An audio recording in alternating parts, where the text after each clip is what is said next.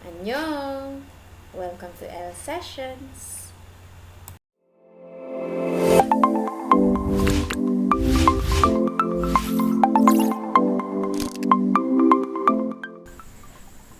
So we have seen how Excel handles functions and formulas. Now, we're going to talk about absolute cell referencing, which is sometimes called the dollar thinking. Before we can get stuck into the dollar thinking, better known as absolute cell references, it's important that we understand what relative references are. Now, you guys have been using relative references without even realizing it. When you put in a calculation and copy it down, Excel uses relative references. You might have noticed that you might have type equals sum B7 to E7, enter, and copy it down. But when you check on the second row, it actually says B8 to E8. Now, that's some weird kind of copy. We need to understand is when we type equals sum B7 to E7, Excel understands this as add up 4 cells to my left, and that is why when you copy it down, it carries on going up, adding up the 4 cells to my left, and it works beautifully. So this relative cell referencing is one of the things that makes Excel so powerful. The only problem is it doesn't always work. So we take for example, let's now know how much of these orders are doubtful of collection.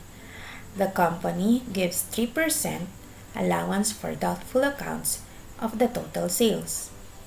So let's just hide this first. Control Shift right, then Control Space, then FN Control H. We're going to type equals, go to our total, then times, go to the 3%, and then enter. There's Central's doubtful collection. Now, we don't want to type that calculation in for all of our regions, but we know we can use our fill handle. So we can drag down this.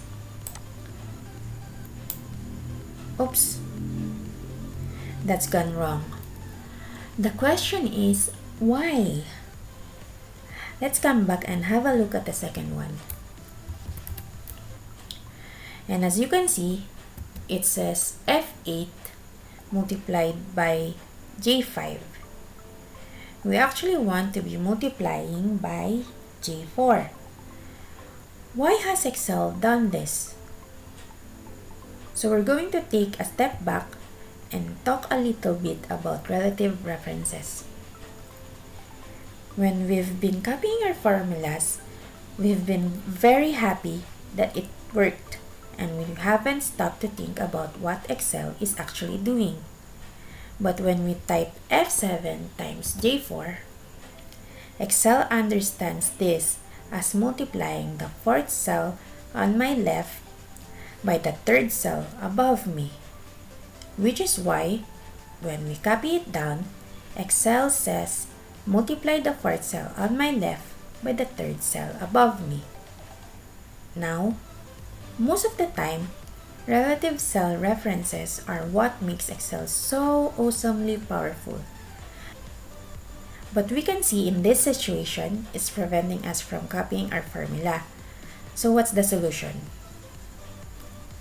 Write them manually? No. What we want to do is use an absolute cell reference. What that means simply is that when we put in the J4, we tell Excel that that is locked, not relative. So how do we do that?